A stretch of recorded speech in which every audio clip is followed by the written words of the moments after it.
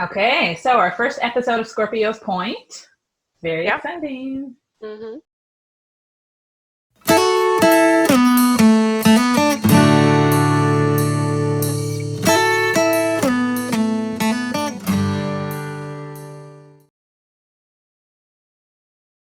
I have felt pressure around productivity my whole life, and I've spent a lot of time thinking about where does that come from? What is it that causes that? But the added stress associated with the pandemic certainly makes it, difficult to manage.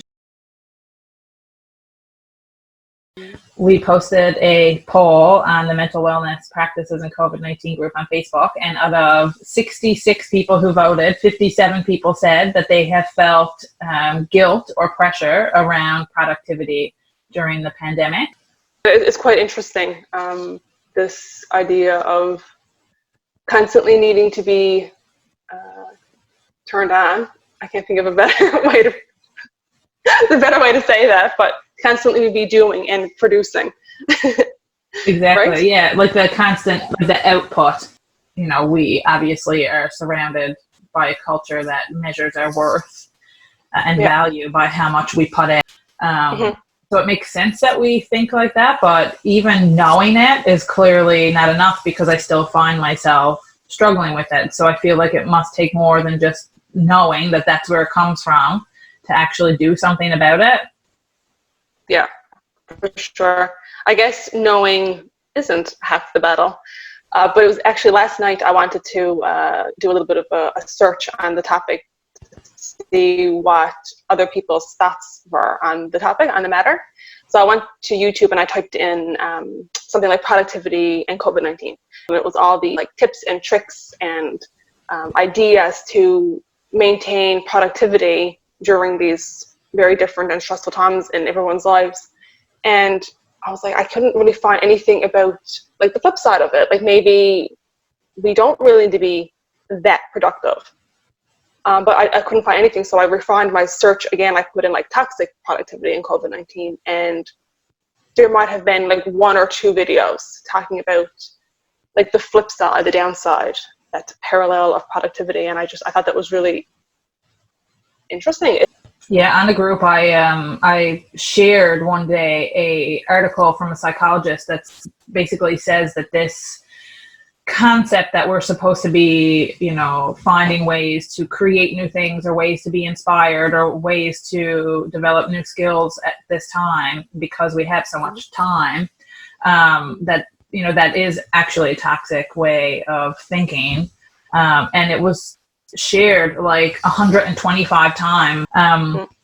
So, I mean, it's definitely something that's impacting people, but still, everyone still seems to be feeling that same pressure. Yeah. How would you feel if you spent the day lounging on the couch? I don't mean even making an effort. Just kind of went from the couch and then open up a book and then turn on the TV and then flip back and forth from that and never done a thing that day. Never done a thing, how does that make us feel? And I'm wondering for myself personally if it's other people's perception of me that is making me feel bad. That would make me feel bad about myself.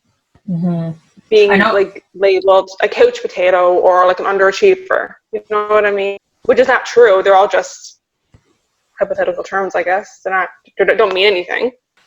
Yeah. I know for me, at the end of the day, if I work 5 days a week, and I know Sunday's going to be busy with Jackson's recreational activities and chores, I know that the relaxing is important for me and that it would be great for me if I took it. But if I spend the day relaxing, then I feel guilty at bedtime that I didn't use the day enough, right? That I wasted away my day. Yeah, which makes me want to challenge, what does it mean to even use the day, right? Mm-hmm. And I'm starting to kind of challenge what it means to be a human being and in this world having this experience. And my mindset now is if you wake up and you are existing within this particular day, whatever, honoring whatever it is you're feeling and whatever it is you want to do, I feel like that is enough. That is, maybe you didn't create anything per se, but I think that's definitely setting the foundation for the next day or days to come, perhaps. that's not where the value lies, because you can't Exactly. make money off energy. And it's making me think, like, do anybody even, I can't say it's anybody, but typically do people even see their hobbies as something to do because they simply enjoy with no extrinsic value whatsoever? Mm-hmm. And I'm even thinking about my own experience now, and I'm like, every time I kind of like pick up a new skill, I'm like, how can I use this for financial gain or something like that? Like, there's always got to be like a result at the end. And it's too bad that a lot of people don't see, you know, their skills or their hobbies or like as leisure activity anymore. There's always got to be, like what you said, some type of worth or value. And not that that's bad. Like, realistically, you know, my business plans involve making money from skills that I've developed. Yeah. But I think that it's okay to also have skills that you aren't making money off of, and for them to still have the same amount of worth and value. Yeah, absolutely. So I guess then we got to ask the question, you know, what makes something valuable, or what makes something have worth? When I think of value, like, a lot of times money comes to my mind. Mm-hmm. And I know that's not the truth, and we can definitely change those concepts that we've created for ourselves, of course. But I know for me, like, I absolutely love being a mother, but that doesn't mean that there aren't challenges. And I absolutely feel a pressure to, you know, work full time and at the time finish my education, all while, you know, maintaining positive mental health and being active and engaging Jackson in recreational activities that are good for him, and, you know, doing homework with him, and having fun with him. But all of those things, I feel the pressure to do it, you know, with a smile or a lightness, because showing that it's exhausting is a sign of weakness, which is in a way kind of a catch-22, because all the things that we either expect ourselves or society expects us to do is exhausting, but we feel like we can't show that we're exhausted, because then it looks like it's not actually like really meaningful. Right, absolutely. And I can relate to that experience in a different, you know, in a similar way, which was, I guess, last year this time, probably around January and February, I was slammed every single day, Monday to Friday, 7 days of the week. And I couldn't wait. I was working on my education and work at the same time, and I couldn't wait to be done. So then the following January, a year later came, I was on school, so things were really quiet for me. And it was exactly what I wanted when things were super busy and I was being super productive, yet I wasn't content. And I was like, what next? Give me something else. I need a new challenge. And I'm like, you know, hold the phone for a second. Like, last year, this time, literally, I was complaining I couldn't wait for things to quiet down. Now that things are quiet and I have some time to chill and catch up on my favorite series or whatever, I wasn't overly happy, and I wasn't really in the moment because I was too busy trying to create the next thing for myself. Mm-hmm.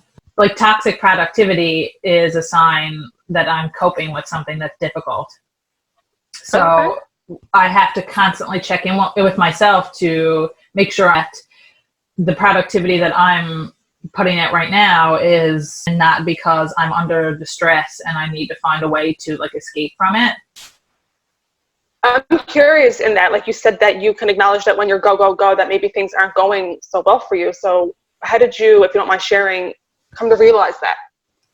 5 years ago, I was having trouble with my digestive tract, and I tried so many different things. I did go on a couple of different diets, different like schedules for eating during the day. And some of it did cause relief, but it wasn't enough. And I actually ended up in the hospital one night with a bleeding ulcer that I had discovered was caused by stress. And at the time, I thought, wow, like, I'm actually doing really good with school right now, and I'm working full time, and I feel like things are going pretty good in my life. But I had to, like, check back and realize, like, you know what? I am, like, on overdrive lately, because I was just constantly focused on the output. Right. And I know now that was because I was feeling like under distress, like I wasn't sure where my life was going to go, and I really wanted to get there, which that drive is great, and I am thankful that I have motivation, but I do recognize that a lot of that drive came from, you know, a need to have some kind of control. I have to remind myself it's imperative that I take the day today to relax. Mm-hmm. Yeah. I'm a major introvert and I love my downtime. So I can totally appreciate that. So it's something that you're aware of. Is it like that awareness kind of helped kick that habit, or is it something that you're still kind of processing and working on and need perhaps your family or your friends to be like, hold on a second, this is the 7th time you arranged your house this week. Are you okay, kind of thing? Is that still coming up for you? Well, the big problem is that I actually enjoy doing that. So it also brings me joy to rearrange and decorate. My first reaction might be like, I'm fine. What are you talking about? But now I've painted my walls 8 times this week. The shade of green is so much better. Like teal green, no, forest green is where it's at. How about you? For me, it's a little bit different. I have no problems with turning off and doing nothing. But it's not something that I would say to anybody. If somebody said to me, what were you at today? Depending on who that person was, I might not say nothing. Right? Yeah. Because I know that we kind of live in a world where we very much so value and people who are just constantly going, running around every single day, which is fine. There's nothing wrong with that as well. But I get exhausted and dizzy. Actually, sometimes physically dizzy when I'm just constantly going, right? Yeah, I can pretty much, say, okay, I need to just veg out today. And I can do that. It's just, there is a certain level of guilt. Like, oh, I'm only 29. Maybe I should not feel so drained and tired like I do. But at the same time, that's how I feel at that moment. Like I noticed a difference in my body and my energy levels in the last 2 years, big time. And I'm a couple months away from 30, and so I'm thinking like, oh, it's because like I'm getting older. That's why I don't want to like be, working so hard these days. But like maybe my body is really telling me like, you need to chill. It's okay to chill. Maybe it's the paint fumes.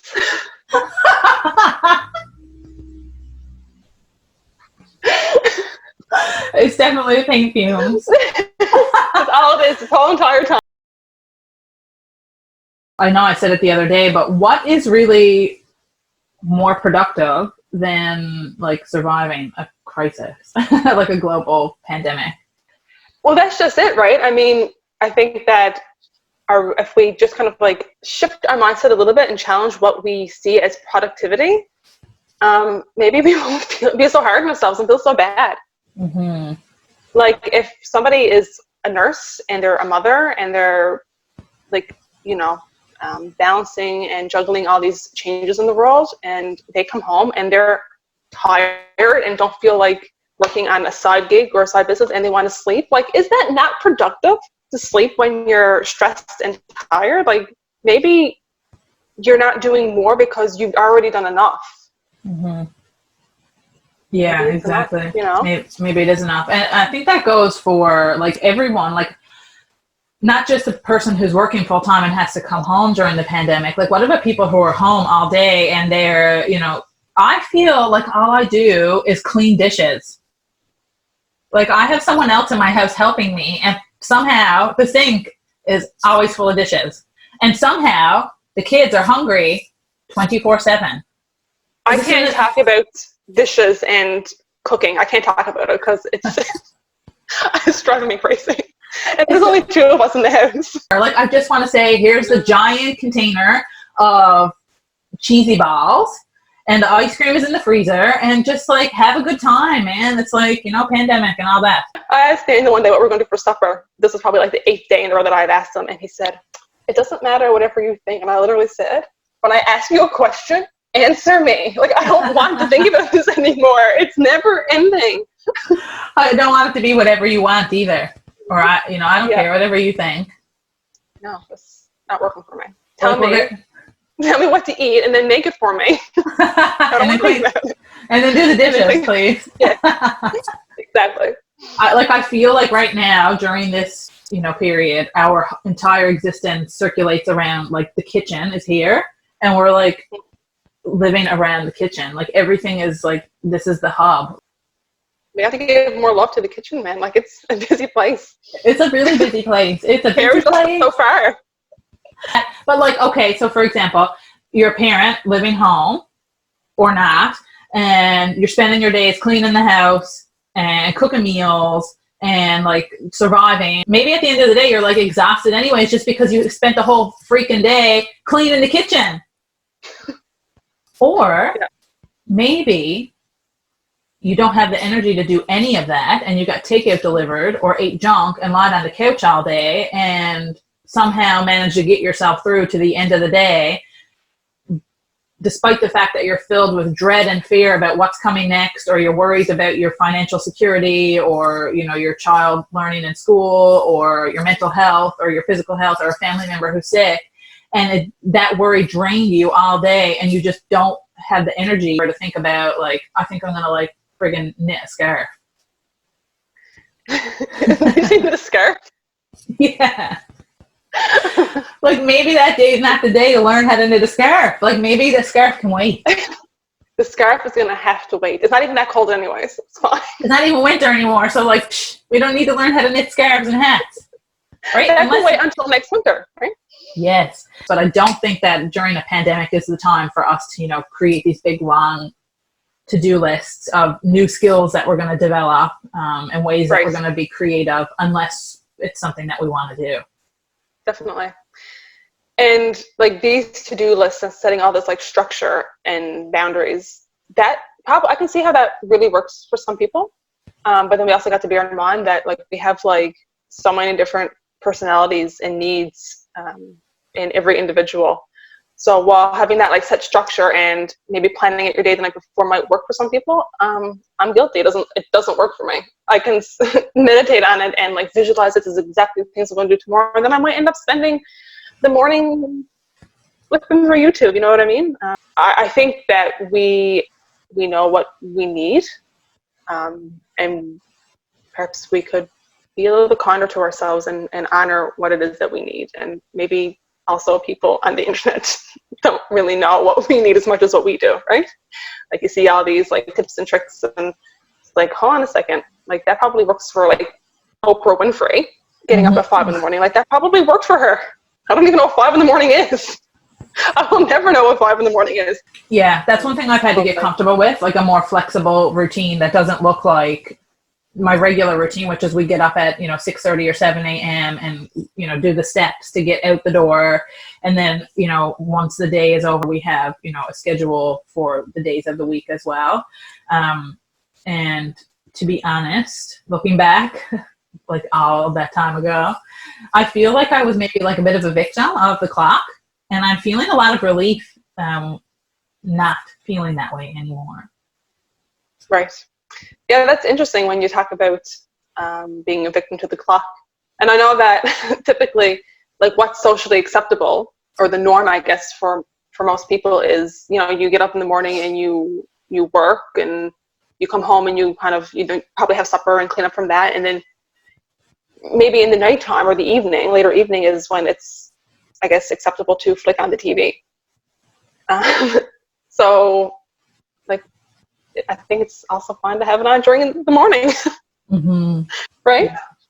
Yeah, and I'm starting to realize that even more so now that we're not, I guess society isn't as structured. There's not as much structure now happening with all the lockdowns and isolation and stuff like that. I'm kind of starting to realize, like, wait a second, you're not going to judge me for watching TV at 9 p.m., but I would be judged maybe for watching it at 9 a.m. Mm-hmm. It's interesting, like 12 hours difference in it's AM versus PM, like, you know what I mean? Yeah, because there's a certain amount of stuff we're supposed to do during the day, and if you're not doing it, it's laziness. And to be honest, like I do struggle with that. It's something that I have had to adjust to and work with. I said, okay, we're going to get up the same time tomorrow and we're going to do homeschooling. And I told him all about like my plan for what the day was going to look like. And we did up a little schedule that he helped me draw. And the next morning came, he woke me up with his pajamas on and his book bag on his back. Okay, Mom, it's homeschool time. I'm not joking. I don't think we got 20 minutes in to the day. And I was like, no. I tried to get back on it the next day. I had to just accept that it's not. Mm-hmm. I wonder where that guilt was coming from. That's a good question. I know now, like when I look back, I remember scrolling through like friends' Facebooks or like through the news feed and seeing people posting like this is the project we did today, or, you know, look at the new space that we created in the house for the kids to learn. And I felt like I'm capable of doing that. Like, I've taught students before, even though they were adults. I can teach my kid. It's not the same thing.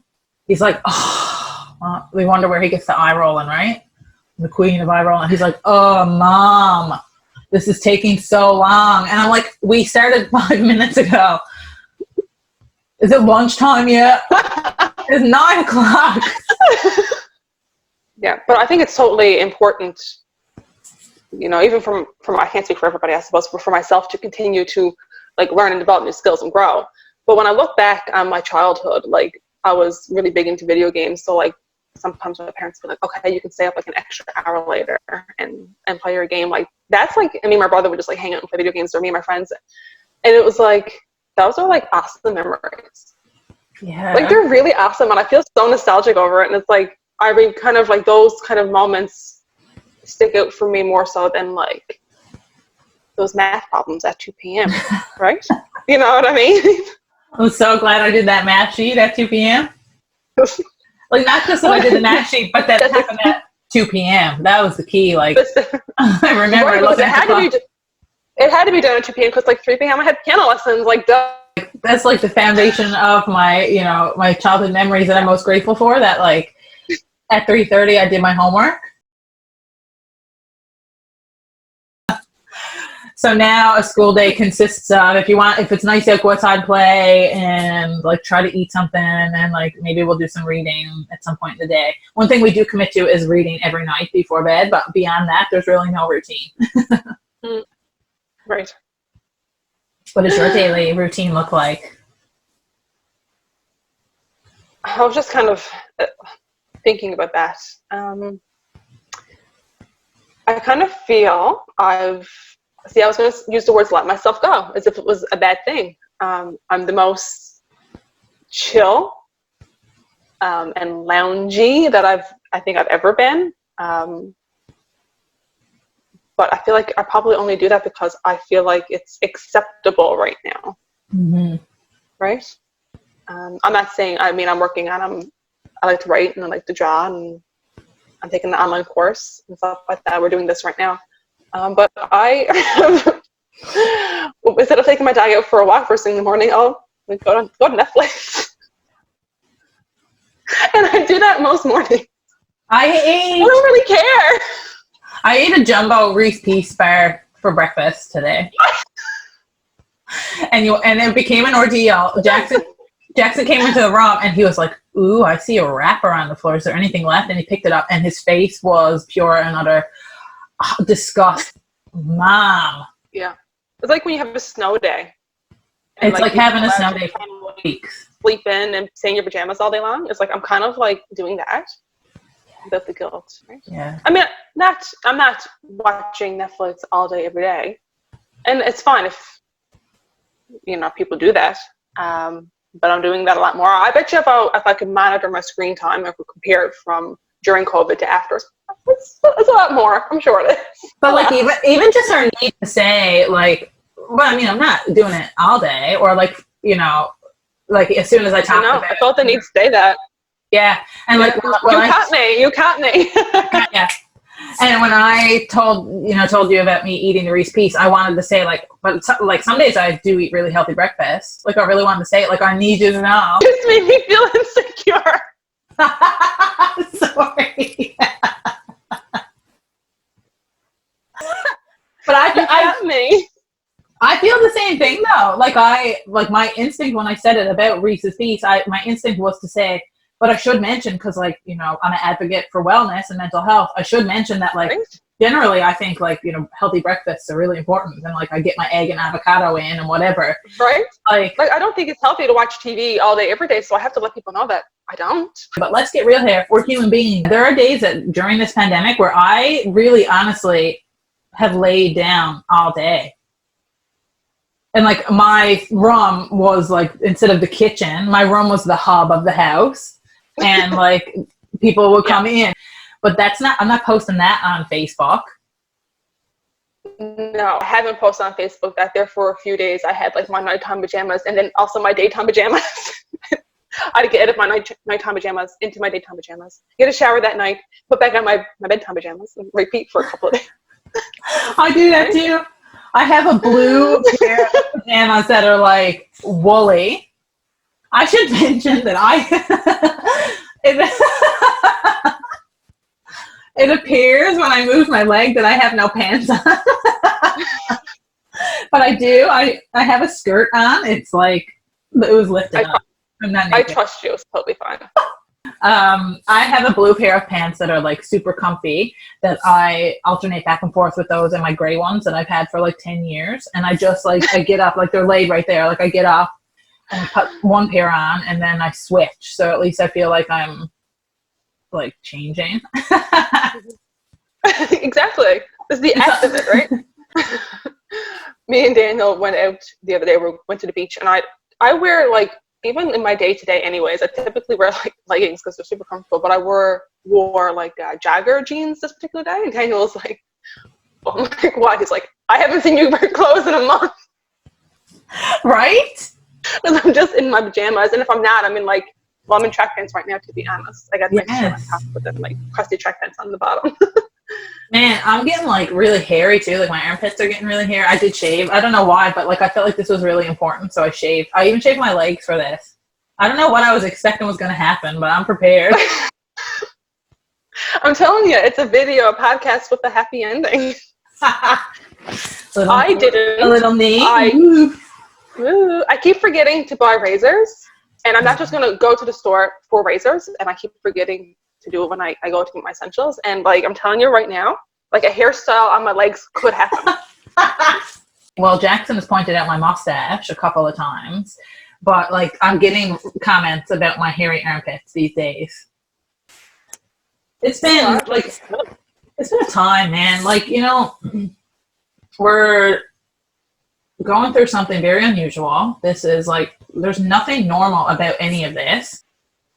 And like whatever works for you, I feel like just do it. You know what I mean? Like if grooming every morning makes you feel good and like it's not like an added stress on your shoulders, like do it. And if being productive and like creating art or doing homework all day or whatever makes you feel good, do it.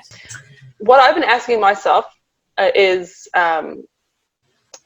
like, what are my thoughts? This is a little bit morbid. When I'm on my deathbed, whatever that might be, like how will I look back? Like what will I think when I look back on my life? And I don't think that I would ever say, you know what, I lived a really good life because for a couple of months when we were in a global pandemic, I was productive. Yeah, no, I don't know if that would be that valuable. Productivity will be that valuable at that time for me. Yeah, like I know for me, I saw it at first as an opportunity to like a couple courses online. Like I'm signed up for 3 courses and I've only started 1. For 5 weeks now. Like I've even since been like, what was I thinking? I'm not interested in that at all. Yes, I said that to myself about certain things, like the violin. I don't want to learn how to play Boil the Cabbage Down or Muscles and Corn or disrespect to the music or anybody who does like it, but it's just really not my thing. It was for one summer. It was for one summer, but I never visited since. Well, maybe that's not your calling. I was just wondering, like, do we have any like message for the people who, you know, how many was it, like 50 odd, who said that they felt guilt or pressure to be productive during this time? Look at us, know that we're slobs and we're talking. You're not alone. We're hairy slobs who eat cheese puffs. Reese's. It's okay. For breakfast. Who have daytime jammies and nighttime pajamas. I think my only end message would be when you feel yourself like being consumed by guilt or worry that you're not doing enough, to like just like actually challenge that thought, and then to just remind ourselves like it's okay to rest and it's okay to need time to just be right now. Right. Even not just right now, always, really. Yeah. Yeah. And just to even challenge, like, okay, so why does it mean to be productive?